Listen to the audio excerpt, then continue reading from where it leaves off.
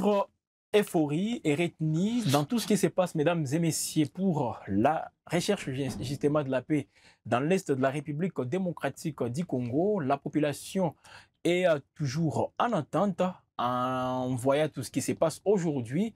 On annonce bientôt la signature imminente de cet accord de paix entre la République démocratique du Congo et le Rwanda, avec toutes les précisions données par les différents officiels de ces deux pays le 27 juin 2025. Donc d'ici là, l'accord sera signé avant, bien sûr, que les deux présidents de la République, au mois de juillet, s'il n'y a pas de changement des dernières minutes, vont aussi se rencontrer, bien sûr, pour tenter de faire une mise en place effective de tout ce qui est donné comme compromis. Sur WAB Info, nous sommes revenus largement sur cette question tout en vous promettant de recevoir quelqu'un du Front commun pour le Congo, le camp Kabila, qui va nous donner aussi son point de vue, surtout avec toutes les accusations qui visent de partout. Les points de vue qu'il va donner engagent d'abord lui personnellement. Il ne les dit pas comme la bouche autorisée du Front commun pour le Congo. Il va les faire justement comme quelqu'un aussi qui analyse les faits politiques du pays. Et là, c'est encore très important et je crois que vous serez une fois de plus ravis de l'entendre, tout en vous donnant aussi l'occasion de réagir parce que vous avez cette possibilité toujours dans la barre des commentaires. Vous pouvez tout simplement donner aussi votre point de vue par rapport à ces sujets que nous allons aborder. C'est bien évidemment l'accord de paix qui est en voie, bien sûr, d'être conclu au niveau des États-Unis, la médiation américaine entre les Rwanda et la République démocratique du Congo. Mesdames et messieurs, je reçois pour vous quelqu'un que vous connaissez bien sûr, WAB Info Télévision, Alain Amboma, un acteur politique, en tout cas un leader d'opinion aussi, qui ne garde pas sa langue dans la bouche lorsqu'il s'agit de donner une clarté sur des faits sociopolitiques, non seulement ici dans la province du Nord Kivu, mais dans toute la République démocratique du Congo et pourquoi pas dans le monde. Et c'est avec aussi un sujet à l'international que je vais devoir l'accueillir sur ces plateaux. Il va faire un commentaire tout en essayant un peu de faire un petit parallélisme avec tout ce qui se passe en République démocratique du Congo. Alain Mboma, bonjour. Bonjour, monsieur le journaliste. Je dis encore une fois bonjour à tous les auditeurs et téléspectateurs de WAB Info TV. Je profite également aussi de présenter mes excuses parce que j'ai été terrassé par une très forte grippe. J'allais vous demander comment vous allez. Bon, pas si très bien, mais bon, comme les devoirs l'obligent, l'opinion a besoin d'informations. Autant mieux m'efforcer pour venir répondre à ces grands rendez-vous. Voilà. Alors, un rendez-vous avec vous, mais avant d'entrer bien sûr dans les vifs, comme je le disais, en parlant des États-Unis, on voit aussi la crise dans les proches et Moyen-Orient aujourd'hui, avec tout ce qui se passe. L'Israël, encore l'œil du cyclone à un certain moment, avec tout ce qui se passe au Liban, dans la bande de Gaza, au niveau même de l'Iran, c'est une actualité internationale. Alors, on peut faire un petit parallélisme avec ce qui se passe aujourd'hui en République démocratique du Congo. Ça, c'est les relations internationales finalement. Bon, je ne vois pas ces parallélismes-là toucher le vif du problème qui se pose aujourd'hui dans cette zone-là, parce que vous voyez, la question d'intérêt, chacun doit savoir comment la défendre et comment s'y prendre. Et aujourd'hui, si nous voyons ces conflits entre l'Iran et l'Israël qui commencent déjà à faire l'effet d'entraînement, Oui. et pourquoi pas même ne pas dire d'effet accélérateur, parce qu'il y a même ceux-là qui ne sont pas liés directement au conflit. C'est le cas même de la Corée du Nord qui commence à se prononcer comme quoi, s'il y a ceci ou cela, je suis aussi prêt à engager mes forces. C'est pour vouloir dire qu'il y a des tirets des ficelles quelque part qui cherchent aussi à protéger leurs avoirs, leurs intérêts, qui veulent à tout prix s'engager dans cette lutte. Mais en entendre parler les présidents des États-Unis, qui a même il a contacté l'émir du Qatar, Oui. dans les mêmes soucis de vouloir arriver à la désescalade, ce qui est Pourquoi c'est déjà toujours les une bonne Qatars que les chose. États-Unis utilisent en quelque sorte? Dans tous ces conflits, on voit les Qatars être choisis par les États-Unis comme médiateurs. Bon, peut-être que le Qatar s'était bien vendu, non seulement dans le cadre de la gestion des conflits, et aussi elle a fait montre d'une certaine résilience et d'une certaine, je dirais, comment dire, donc d'une certaine partialité. Ah oui. C'est-à-dire c'est un pays qui s'est doté de beaucoup de qualités politiques et diplomatiques, ce qui fait que chaque fois qu'il y a des conflits qui semblent échapper non seulement à la communauté internationale, même à des communautés régionales, on fait toujours recours Au à Qatar. lui, au Qatar, pour voir dans quelle mesure elle peut désengorger la situation. Donc hier, c'était avec le départ d'Al-Assad en Syrie. Aujourd'hui, on l'utilise dans les conflits, dans la médiation entre la RDC et le Rwanda. Et déjà demain, il est proposé être parmi les grands acteurs dans la désescalade de la situation entre l'Israël et l'Iran. Est-ce qu'on peut dire qu'il y a des résultats lorsque le Qatar est impliqué? Est-ce qu'il y a, il arrive à produire des résultats, tout ce qu'il est en train de faire aujourd'hui comme Bon, mine de rien, on ne peut pas non plus négliger son apport parce que déjà au niveau de la RDC, comme je l'ai dit autrefois avec votre confrère sur ce plateau, il y a plus de complémentarité parce que en même temps, les Qatar, pour ne citer que le cas de la RDC et le Rwanda, oui. cherchent à créer un climat de confiance, d'abord parce que depuis belle lurette, cette crise entre la RDC et le Rwanda était basée sur une forte crise de confiance. Tantôt, c'est la RDC qui est prête à signer des accords, tantôt, c'est le Rwanda qui les sabote, et vice-versa.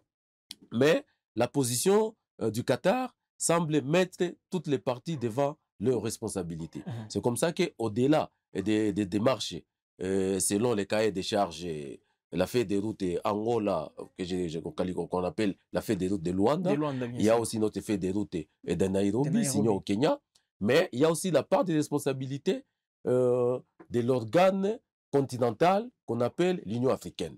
Ce qui fait que l'Union africaine accompagne les démarches de la feuille de route de Luanda et celle de Nairobi, mais en même temps, les Qatar aussi se complètent selon les cahiers des charges qui seront présentés par toutes les parties en conflit. Alors, une question, Alain Mboma. C'est vrai, vous venez de donner votre point de vue avec ces conflits dans les proches et Moyen-Orient.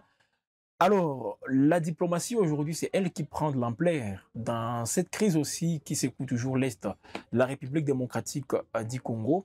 Alors, est-ce qu'on peut dire aujourd'hui qu'avec la diplomatie, ça promet que lorsque les pouvoirs de Kinshasa étaient en train de penser beaucoup plus à l'option militaire pour arriver à rétablir une paix durable dans l'Est du pays? Loin de cette considération-là, je ne le dis pas en tant qu'acteur de l'opposition, mais je pense que le régime en place est parti très loin pour chercher des solutions qui étaient très proches de lui. On a inventé la montée en puissance de FARDC. Certains accords ont été même signés sur les plans militaires. J'ai vu la mutualisation des forces avec UPDF, donc l'armée ougandaise. J'ai vu à un moment donné, il y avait une conjonction qui s'était créée entre la MONUSCO dans un programme qu'on avait qualifié de Springbok, comme pour nous faire croire que voilà, désormais, les contingents des Nations Unies vont combattre aux côtés de FARDC. Pour protéger Goma et Sake. Tout ça, ça n'a rien produit. Et en même temps, on vantait aussi cette diplomatie. Mais je ne suis pas non plus de ces pessimistes-là qui ont eu à jeter presque des ordures sur les efforts fournis personnellement, je dis bien personnellement, par Madame Thérèse Wagner, une femme forte qui a su démontrer de quoi elle était capable dans tous ces gouvernements-là. Elle est la seule à qui j'ai beaucoup de respect et d'estime pour avoir montré de quoi elle est capable. Évidemment, quand je remonte dans son passé... Parce que quand vous le dites, ça ouvre aussi un autre débat. Comme quoi aujourd'hui? Pourquoi je reviens sur cette question? Parce que c'est vrai, vous pouvez dire Thérèse Kaikwamba Wagner, elle est en train de faire un travail de titan, mais en termes de résultats concrets, est-ce qu'on peut voir, on peut palper du doigt ce qu'elle a eu à faire depuis qu'elle est au niveau du ministère des Affaires étrangères? Les niveaux diplomatiques qu'a atteint la RDC avec le régime Félix Tshisekedi l'a atteint grâce aux efforts personnels de cette dame. Donc c'est pour vouloir dire que avec tous ces autres populistes, tous ces autres, permettez-moi le terme, fainéants, à la tête des différents ministères, si cette femme-là serait de cette même classe de médiocres, aujourd'hui, on ne parlerait même plus de cette diplomatie. Donc vous comprenez que ça peut être les efforts concourus par plusieurs personnes, Mais c'est elle, comme tête des wagons, c'est-à-dire elle, la locomotive de cette diplomatie, c'est elle qui a mené la RDC à vouloir décrocher tous ces accords. Parce que mais les mêmes efforts, on peut aussi les mettre à l'actif du président Félix Tshisekedi. Loin de là. Mais pourquoi? Non, loin de là. C'est lui quand même le président de la République. Je vous ai toujours dit que dans la cour royale... Thérèse Kaikwamba ne peut rien faire sans pour autant avoir l'aval du président de la République. Mais je poserai autant de questions au fur et à mesure que nous allons évoluer. Parce que si Thérèse ne peut pas faire quelque chose sans l'accompagnement ou l'intelligence du président Félix Tshisekedi, je vous poserai la même question, qu'en est-il de Constant Moutamba? Je poserai la même question, qu'en est-il de Nicolas Kazadi? Et sur ce point, on peut dire l'échec, c'est aussi la responsabilité du président de la République. Mais c'est constitutionnel. Tout comme la réussite, c'est aussi la responsabilité du président de la République. C'est constitutionnel, parce que le président de la République lui-même, en tant que président de la République, en tant que première institution de la République, à un moment donné, je me pose la question, mais est-ce qu'il se rend compte que les premières responsabilités de l'État incombent sur lui? Donc il ne va pas non plus être aisé quand on parle des actifs du régime, parce que le régime non plus n'a pas seulement des passifs. Oui. Nous sommes républicains, nous devons faire aussi des analyses objectives. Oui. Mais qu'en est-il maintenant de tous ces fléaux qui gangrènent la République aujourd'hui? Quand on parle de Moutamba, on voit quoi? On voit la justice. Mais quelle est cette justice? Quand on parle de Nicolas Kazadi, on voit les détournements. Quand on parle de je ne sais pas de qui que ce soit, mais voilà. Tout ça, c'est parce qu'il y a un état de droit. Et aujourd'hui, c'est possible en République démocratique du Congo de connaître quelqu'un qui a détourné, de voir les ministres devant un juge. Rappelez-vous, même un directeur de cabinet passé par là. C'est sous le régime de Félix Tshisekedi. Donc, à un certain moment, cet état de droit dont le président de la République nous a toujours parlé, on est en train de les voir petit à petit. C'est qu'on n'a peut-être jamais vu dans ce pays à un certain moment. Ne me ramenez pas dans une citation exhaustive des gens, s'il faut parler du régime passé, de Joseph Kabila, pour commencer à vous citer les noms des gens qui ont été déférés devant la justice et qui ont été incarcérés. Militaires, civils, membres du gouvernement, il y en a eu. Maintenant, ce qui étonne, si vous parcourez même le long de la ville ici, même dans un contexte serré comme le nôtre que nous vivons actuellement, avec votre micro-baladeur, comparer la situation de la gestion de Kabila à celle de la gestion de Tshisekedi, mais c'est chaotique. Vous aurez les larmes aux yeux. Le régime en place, je l'ai toujours qualifié d'un régime de mercenaires. Un régime qui est venu piller, saigner à blanc les caisses de l'État et repartir. Et leur comportement semblait confirmer ce que je vous dis. Un régime qui est venu seulement piller. Donc, à tous les niveaux, il y a des pillages. Le pays est là, il ne progresse pas. Toutes les infrastructures, quasi inexistantes. On nous a confectionné un plan ici de 145 territoires. Mais jusqu'à l'heure où je vous parle, il y a encore des écoles qui sont construites en paille, ici dans la province de l'Équateur. Il y a même de ces gouverneurs là. Il n'y a pas la rébellion. Là où il n'y a pas la rébellion. Oui. L'insécurité dans les Bas-Congo avec ce phénomène de Mobondo. C'est à la porte de Kinshasa.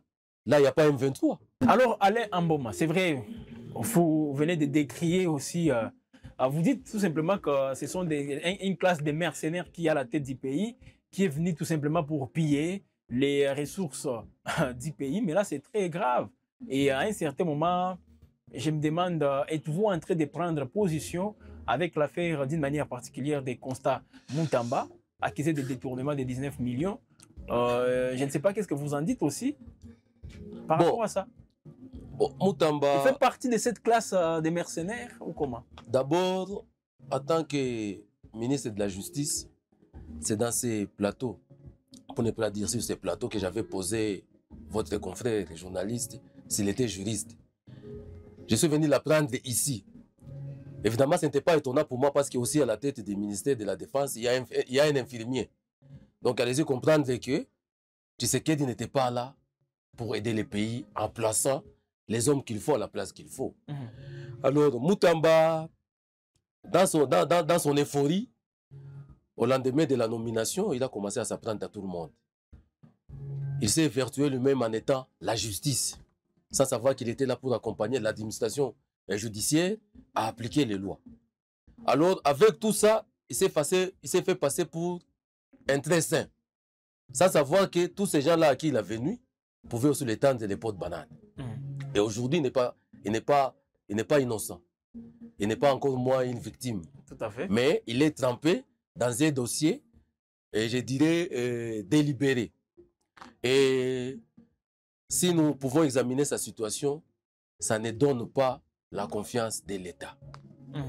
On dirait tous ces mercenaires-là sont venus évidemment pour piller, et ils savent très bien que d'ici là, peut-être il y aura un autre schéma. Pourquoi pas ne pas raisonner autour de la question 1+4, comme c'était le cas en 2002. Oui. Et que chacun maintenant cherche à se sauver avec un petit bagage. Maintenant, Moutamba n'est pas du reste. D'abord, quand j'ai vu la manière dont il a présenté sa lettre de démission, c'est par là facilement que j'ai conclu que nous avons affaire à des amateurs au sommet de l'État. Comment ça? Non seulement il a violé l'article 90 et 93 de la Constitution. Je ne veux pas non plus savoir si c'est à titre délibéré qu'il s'est moqué comme ça de son chef direct qui est la première ministre. Voilà. Vous comprenez? Voilà. Et moi aussi, quand je vois l'examen du dossier, il présente d'abord une lettre de démission comme s'il faisait un bilan. Encore une fois, tirer les Rwandais dans sa lettre. Voilà, c'est parce que les Rwandais avaient fait ça, j'ai vu des paragraphes et tout, et un complot. Mais qu'est-ce que les Rwandais a à faire dans un dossier pour lequel toi, ministre, étiez accusé de détournement? Moi, j'ai eu à bien examiner les réquisitoires. Il y en a eu, je crois, 4. Mais le ministère public s'est dit, bon, autant mieux laisser les 2 autres, on s'attelle seulement aux questions de détournement. Mais dans tout ce qui a été examiné au niveau de l'Assemblée nationale, pour essayer un peu de demander l'autorisation d'élever ses immunités, en quoi les Rwandais est impliqué. Donc vous comprenez que c'est pratiquement des gens qui sont... Oui, qui se considèrent comme un soldat du président de la République. Un soldat voleur. Hein, qui est prêt à combattre contre les Rwandais. Et voilà pourquoi le Rwanda voulait à tout prix peut-être le faire. En combattant les Rwandais, il faut tremper dans un dossier de détournement. Vous créez des fausses entreprises. Il ne fait que réclamer son innocence. Mais il a qu'à le prouver. Pourquoi il est en train de fouiller la justice? Un juriste, il paraît, un ministre de la justice, qui sait très bien que, en vertu du principe de parallélisme des formes, sa lettre devait être adressée à son chef direct, la première ministre, qui prend des engagements politiques au sein des autres institutions. C'est elle, c'est cette femme-là qui a constitué son gouvernement. C'est elle qui a formé son gouvernement. Oui. Moutamba, il est comme quelqu'un qui a été engagé par Mme Soumino. Oui. Mais alors, passer outre de telles dispositions comme ça, j'ai dit que ce sont des gens qu'on a ramassés sur la chaussée, et je comprends pourquoi. J'apprendais même qu'il avait été chassé au barreau là où il travaillait. Donc ce sont pratiquement des têtes vides, pour des raisons populistes, pour des raisons, je dirais, de clientélisme. On les a récupérés juste pour il fait partie de ces soldats-là, tout comme Jean-Pierre Bemba, des chefs de l'État contre l'agression. Parler de Jean-Pierre Bemba, messieurs les journalistes, je comprends que vous savez très bien que je suis malade, mais je suis quand même déjà requinqué. Donc je ne vais pas non plus que vous m'aidiez à rire. Parce que quand on cite le nom de quelqu'un comme Jean-Pierre Bemba aujourd'hui, c'est pour me faire rigoler, ou alors pour amuser la galerie. Je considère aujourd'hui Jean-Pierre Bemba comme un épouvantail. C'est-à-dire, je dirais, quelque chose qu'on confectionne, on met dans un champ de maïs pour faire peur aux oiseaux. C'est ça Jean-Pierre Bemba.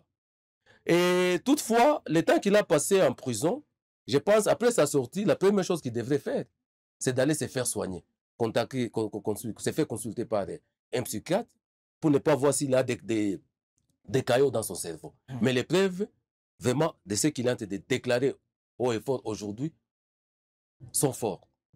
Vous comprenez? D'ailleurs, récemment, il a déclaré, il était encore le premier à vouloir montrer à l'opinion publique que Joseph Kabila donnait 60 millions de dollars au Rwanda, chaque fin du mois, au prix de la paix. Je m'étais d'abord inscrit dans ces fonds, tout en me disant, mais si Joseph Kabila pouvait prendre tout cet argent et acheter la paix pour que ses concitoyens, sa population, dorment et vaquent paisiblement à leurs occupations, ce serait déjà une forte grandeur. Mais curieusement, c'est faux. Parce que c'est lui qui l'a démontré récemment, c'est votre confrère journaliste, Christian Lusakwen, qui a démontré que Bemba lui-même, il était dans la formule 1+4, vice-président chargé des questions économiques. On lui a posé la question, vous-même vous avez géré l'économie du pays. Ça, c'est l'économie. Hein. Le montant là, à cet temps-là, le budget était, je crois, c'est à 3 milliards. Comment facilement Joseph Kabila... C'était des millions. Vous imaginez? Oui, c'était même des millions, voilà, pas même comment Kabila milliard. pouvait soustraire l'équivalent d'un quart du budget sans pour autant qu'il y ait des traces visibles pour donner au Rwanda. Donc vous comprenez que c'est un fanfaron, il est en train de vouloir se taper une santé politique aux côtés de celui qui ne comprend aussi rien, Félix Tshisekedi. Parce que toutes ces déclarations qu'il est en train de faire aujourd'hui, au Kabila rwandais, il revient encore sur ces discours-là. Mais Kabila rwandais, il a collaboré avec lui pendant 7 ans, dans cette formule-là. Kabila rwandais, c'est avec lui qu'il est parti, après Sun City, signer les accords de cascade. N'est-ce pas? Kabila rwandais, il est revenu comme ministre récemment ici de défense, où il a détourné l'argent pour les munitions, où il a vanté la puissance des FARDC, mais n'a pas été à la hauteur, en tant qu'ancien rebelle, de récupérer ne fût qu'un simple territoire. Aujourd'hui, il est le ministre des Transports. Oui. Mais on l'appelle comment à Kinshasa? Le ministre des Inondations et le ministre des Embouteillages. Parce qu'il n'est même pas en mesure de résorber une situation qui lui est destinée. Pour ne pas citer maintenant sa situation familiale, s'il faut entrer dans sa vie privée. Et la vie privée nous intéresse moins. Donc c'est pour vouloir dire, en paraphrasant, que si nous continuons à nous fier à ces mercenaires, ces gens à triple nationalité au sommet de l'État, nous n'allons pas nous attendre à grand-chose. Concentrons-nous autour des gens qui sont épris d'épée, des gens qui sont engagés, qui ont tout donné pour cette république, comme Joseph Kabila, les accompagner dans leur démarche de la recherche de la paix, afin qu'une fois pour toutes, les pays soient pacifiés, que nous puissions vivre dans une cohésion nationale, où on ne se regarde pas des visages, on ne se regarde pas des origines, et construire un pays qui va quand même toucher au pilier de son développement. Et alors, il y a autant d'exemples qui sont légion que nous pouvons commencer à citer pour montrer comment la situation est dans une... Là, c'est beaucoup plus global, comme on vient de le dire, et je comprends quand même votre explication. Elle est claire, justement, par rapport à la question que j'ai essayé un peu de poser, faisant un petit... donc, avec la diplomatie, bien sûr, comme aujourd'hui, vous venez de décrire la politique adoptée bien avant par les régimes, celle de nous dire qu'il y a une armée qui est montée en puissance et qui était en mesure justement d'éradiquer cette insécurité. Mais ben, on a tous compris. Et là, vous vantez aussi les mérites de la ministre d'État, ministre des Affaires étrangères, Thérèse Kayikwamba. C'est une femme qui a mis toutes ses connaissances, toutes ses qualités intellectuelles au profit de cette république. Alors, nous devons les reconnaître. Très bien. Et là, malheureusement, elle fait cavalier seule. Voilà, on va entrer dans les vifs, justement, par rapport au travail qu'elle est en train de faire. Je tiens à rappeler que nous ne parlons pas tout simplement de Thérèse Kayikwamba, mais beaucoup plus de cet accord qui est en voie d'être aussi conclu au niveau des États-Unis entre la RDC et le Rwanda. La médiation américaine qui se vante déjà, j'ai lu sur X, le président américain Donald Trump, lui qui demande même qu'on puisse lui décerner finalement un prix Nobel de la paix pour ce qu'il est en train de faire en République démocratique du Congo, mais également au Rwanda. Il évoque plusieurs conflits au monde dans lesquels il est intervenu et il dit avoir des résultats. Alors, entre autres, pour la République démocratique du Congo, Alain Mboma, il y a 5 points clés qui attirent beaucoup plus notre attention par rapport à ce qui se passe au niveau des États-Unis pour cet accord. On parle du respect de l'intégrité territoriale, le désengagement et désarmement des groupes armés, les mécanismes conjoints de sécurité, les retours des réfugiés et accès humanitaire, mais également l'intégration économique régionale. À Wabenfo, la question qu'on se pose, est-ce que ce n'est pas déjà entendu tous ces points que nous sommes en train de dire aujourd'hui et qui font à ce que l'attention des Congolais soit beaucoup plus focalisée sur cet accord de paix de Washington? Une chose pour circonscrire tout ce que vous venez de donner comme point essentiel de cet accord. Oui. Dès les premiers instants que Trump s'est installé au fauteuil pour reprendre les manettes de la gestion de l'administration américaine, il s'est dit qu'il va creuser l'abcès et chercher toutes les causes profondes dans toutes les guerres qui ont déchiré les régions. Oui. C'est ainsi que si lui, ou si dans les accords, ou si dans l'accord, on a pratiquement récupéré les 5 points que je qualifie de saillants Oui. dans tout ce qui a entraîné ces cycles d'insécurité ou de déstabilité dans cette région, je pense que c'est parce qu'il a eu à analyser les causes profondes. Parce que jusqu'à preuve du contraire, vous devez vous mettre en tête que le fait qu'on ait vu les Rwandais accompagner l'AFDEL, le fait qu'on ait vu les Rwandais accompagner les RCD, le fait qu'on dise en même temps qu'aujourd'hui les Rwandais accompagnent le M23, ce ne serait pas comme si on était en train de faire semblant de vouloir penser une plaie sans pour autant savoir dans le fond qu'est-ce qui se cache. Oui. Et alors, j'ai fait encore confiance à l'administration Trump qui essaie un peu de mettre les deux États devant leurs responsabilités. Parce que j'ai toujours dit, même moi personnellement, pour bien comprendre cette instabilité de cette sous-région, moi je suis né à Goma, j'ai grandi à Goma, j'ai vu comment nous avons vécu la symbiose avec les pays voisins, dont les pays de la sous-région ici, surtout ceux de l'Est. Oui. En tout cas, personnellement, je ne peux que prier le Seigneur pour que cette atmosphère-là qu'on a vécue vers les années 80 jusqu'aux années 90 revienne pour que nous ayons la paix dans cette sous-région. Donc, on avait déclaré dans les anciens temps la République démocratique du Congo comme la zone de libre-échange intercontinentale. Donc, il y a aussi de ces accords-là que les pays occidentaux peuvent se signer par rapport à cette déclaration, mais sans pour autant faire partie les concernés, c'est-à-dire la RDC, dans ce qui doit être fait. C'est comme ça que la plupart des fois, vous allez entendre que les gens déclarent qu'il y a des discussions qui se font dans des salons politiques pour les Congos, mais sans les Congolais. Sans les Congolais. Vous comprenez? Et alors, si aujourd'hui, on peut commencer à associer les Congolais dans les débats qui concernent la RDC, c'est déjà une avancée. Mais aujourd'hui, je sais très bien que pour amener les Rwandais, pour amener la RDC ensemble à signer ces accords, c'est comme ça que vous voyez la signature prend 3 processus. Ah oui. Il y a d'abord ce qu'on a signé avant hier, je qualifie ça de pré-accord. Tout à fait. N'est-ce pas? Il y aura maintenant le temps qu'on va mettre les ministres des Affaires étrangères ensemble pour réexaminer les contextes et les textes contenus dans ces accords. C'est après qu'on aura peut-être eu à ressortir encore quelques coquilles, que ce soit des fonds ou des formes, que maintenant, ces derniers vont présenter l'accord.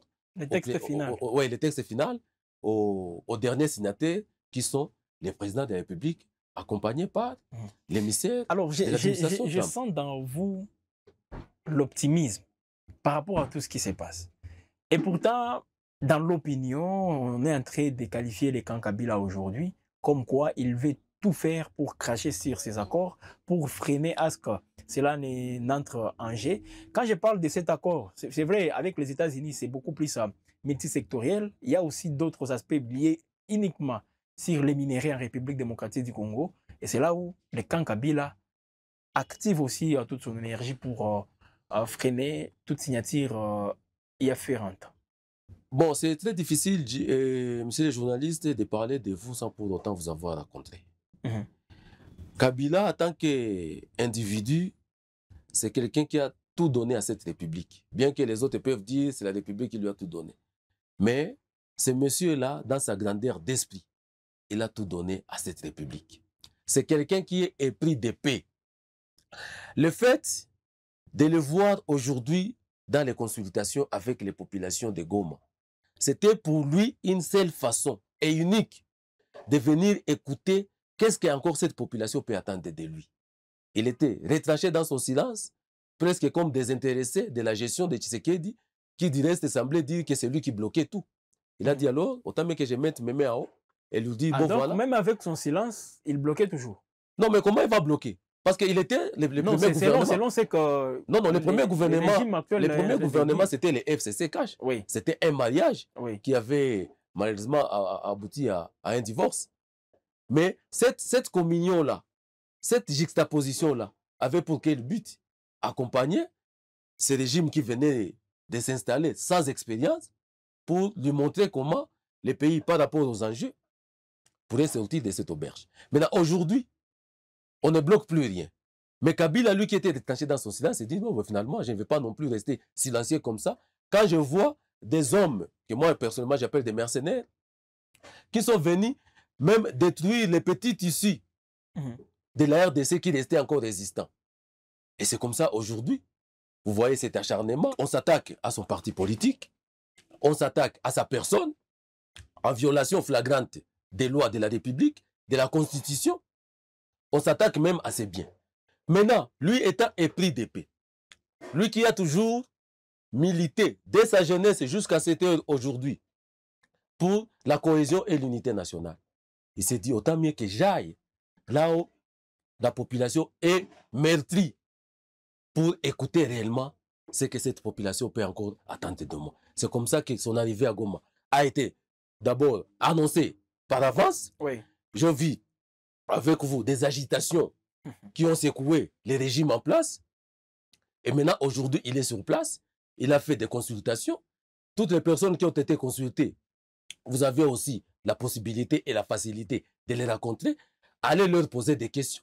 Qu'est-ce qu'ils ont demandé à Joseph Kabila? On attend voir ces et qu'est-ce que Kabila leur a donné comme élément de sa présence? On veut le voir aussi aller même à Kinshasa pour avoir aussi les points de vue de ceux-là peut-être qui estiment que donc qui ont une autre façon de voir les choses par rapport à ceux qui sont ici. La population de on Kinshasa, veut voir aussi à Kinshasa.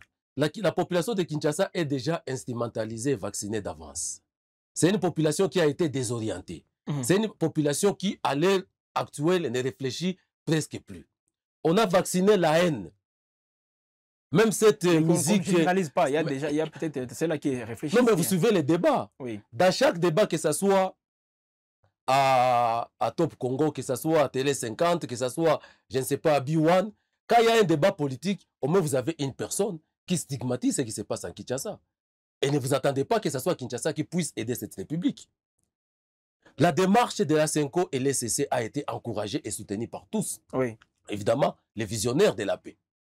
Mais pourquoi il n'y a que Tshisekedi lui-même qui ne veut pas raconter ces prélats avec ces pasteurs afin de conjuguer ensemble sur une bonne démarche de paix durable?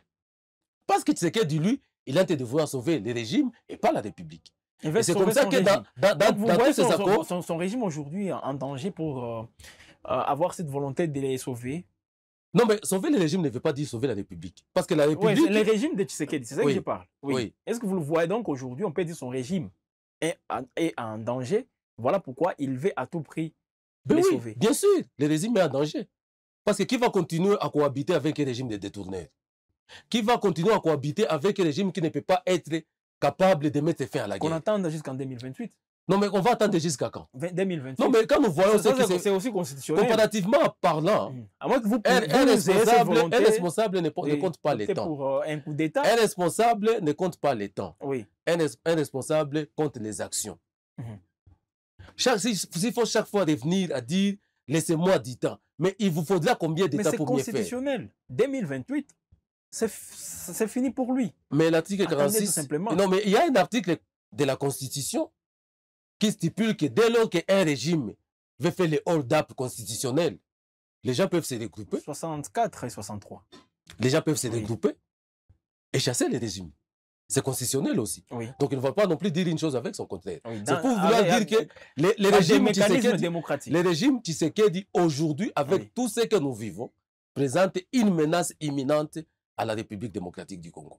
C'est comme ça que vous voyez que ce soit l'opposition armée et l'opposition non armée, et même la diaspora. Et même la diaspora ne font que réfléchir sur comment faire partie de Tshisekedi. Tout ce que nous sommes en train de vouloir est-ce que c'est lui vivre les réels problèmes? C'est lui les réels problèmes. Peut-être le fait pour vous de dire qu'il ne veut pas opter pour les schémas de la CENCO, ça fait de lui directement un blocage? Non, pas du tout. Je ne sais pas non, tous les mots aujourd'hui. Tshisekedi, c'est lui qui incarne. Tshisekedi, en tant que personne, c'est lui qui incarne tous les attributs d'État. Justement. Constitutionnellement parlant, Tshisekedi, en tant que personne, c'est lui qui incarne tous les attributs d'État. Oui. Il est la première institution de la République. Il est les magistrats suprêmes. Il est le commandant suprême. Il est le juge suprême. Donc, c'est lui qui incarne tous les attributs d'État. Alors, quand l'État est absent, on se réfère à qui? À celui qui a les attributs d'État. Quand déjà le social ne va pas, on s'adresse à qui? C'est lui le garant de la nation. C'est que peut-être il n'a jamais compris. Nous l'avons prêté comme gage. Nous avons dit, M. Tshisekedi, après votre prestation de serment, nous vous prenons comme les gages de la République. Mais s'il ne joue pas bien ce rôle, nous n'allons pas beaucoup attendre. Ah, non, même pas 2028. 2028, c'est juste un slogan. Oui. Mais pourquoi attendre 2028 pendant que... Non, mais s'il faut sauver ce qui peut l'être à l'heure actuelle, pourquoi ne pas le faire et laisser sombrer les choses pendant qu'on va plutôt les regretter avec lui en 2028? Voilà, il est en train de fournir aussi quelques efforts. Pourquoi alors comme nous le disons avec cet accord, tout ce non, mais tous les efforts de ces accords, tous les efforts de cette diplomatie, oui. Pourquoi on ne veut pas non plus qu'on l'accompagne jusqu'en 2028? Pourquoi nous signer ces accords? Donc ce seront des efforts pratiquement nuls que la CENCO et les CC seront en train de faire. Ce seraient des efforts nuls que l'émir du Qatar est en train de faire avec... si je vous attends bien, donc pour vous, ce qui est en train d'être fait au niveau de Washington, c'est vrai, c'est une étape, mais ça ne suffit pas. À l'interne, il faut qu'on travaille aussi sur non seulement une cohésion, mais qu'on puisse travailler sur la résolution de cette crise beaucoup plus à l'interne, c'est poser des vraies questions pour trouver des... C'est comme ça que j'ai parlé de la complémentarité. Oui, oui. États-Unis est en train de vouloir désamorcer un conflit entre États, le Rwanda et la RDC. En voulant faire ressortir les causes profondes et les éradiquer une fois pour toutes. L'Union africaine, en tant qu'organe, je dirais continental, a aussi une mission d'accompagner la feuille de route de Luanda et la feuille de route de Nairobi. C'est comme ça que l'Union africaine avait désigné Faure Gnassingbé pour essayer un peu de voir comment accompagner ces démarches-là dans un dialogue franc. Quant aux États, et quant à Doha, il a été encore une fois par la communauté internationale désigné pour écouter les revendications de M23 et celles du gouvernement congolais en place. Donc, le régime Tshisekedi. Tout à fait. Donc, toutes ces démarches-là concourent à un seul objectif. Comment découvrir la paix? Tout à fait. Comment découvrir la paix? Mais dès lors qu'il y a des gens animés d'une mauvaise foi qui cherchent toujours à indexer les autres, que c'est toujours les autres qui font ça, c'est toujours à cause de telles personnes que nous n'arrivons pas à faire ceci. Eh bien alors, nous qui sommes de l'opposition, nous qui sommes sous l'ombre de Joseph Kabila, nous qui savons l'engagement, si pas les engagements de Joseph Kabila dans la recherche de cette paix, nous n'allons pas rester croisés les bras. Donc vous nous rassurez ici que Kabila s'engage activement à ce que cette paix soit retrouvée, ou soit il est parmi, comme on le dit aujourd'hui, sa présence à Goma, on le qualifie aussi de tous les noms. Je vous le reconfirme que Kabila, c'est quelqu'un qui est épris de paix. En analysant même son parcours, lui-même l'a toujours dit et continue à le dire.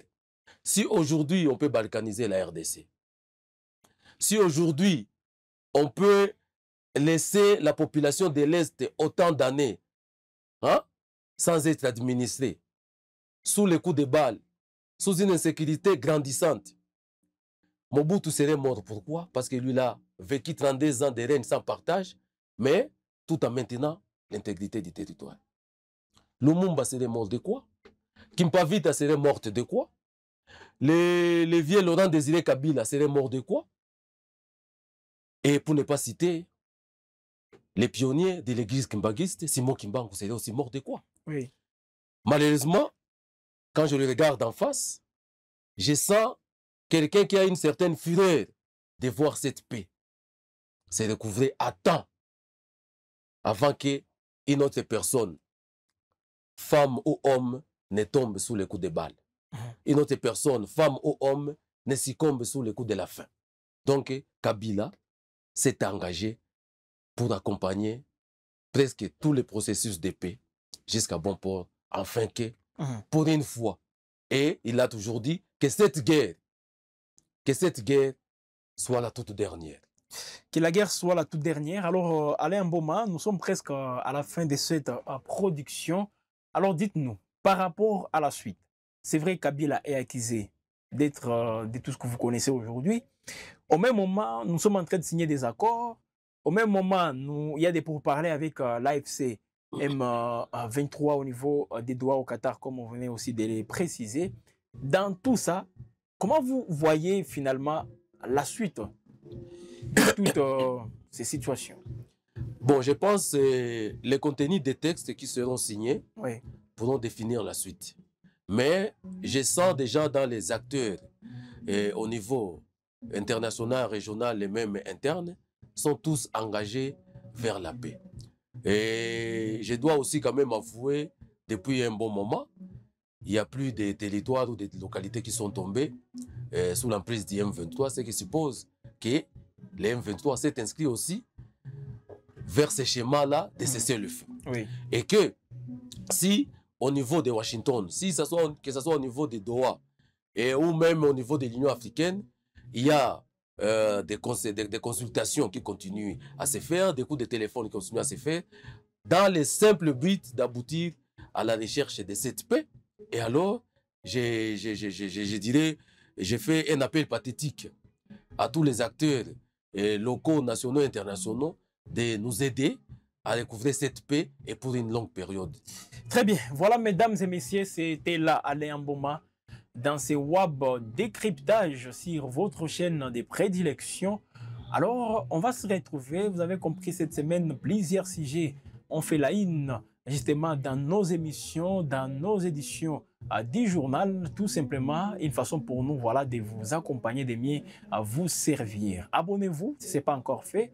Nous vous invitons aussi à activer cette cloche de notification pour recevoir toutes nos productions en temps réel. Aimez, partagez, surtout vos commentaires. Aussi, sur ce qu'a dit Alain Mboma, en toute aussi responsabilité, parce que nous voulons que les Congolais réfléchissent finalement. Parce que ça ne sert à rien quand quelqu'un donne son point de vue et que ce point de vue soit contraire au vôtre, que vous commencez directement à vous apprendre à lui, ça ne sert à rien. Donc, à un certain moment, développons aussi cette culture des débats, cette culture démocratique. Quand il y a un point de vue, donnez aussi un point de vue qui peut permettre au pays de bien avancer. Les injures, oui, il y en a toujours, mais est-ce que ce sont ces injures qui vont changer la donne? Est-ce que ce sont ces injures qui vont faire à ce que la paix soit retrouvée? Donc, réfléchissons et surtout faisons des commentaires beaucoup plus responsables, des commentaires patriotiques dans lesquels on peut justement sentir que les Congolais veulent que la paix revienne chez eux. Mesdames et messieurs, bonne suite du week-end chez vous, accompagné de votre chaîne WAB Info TV.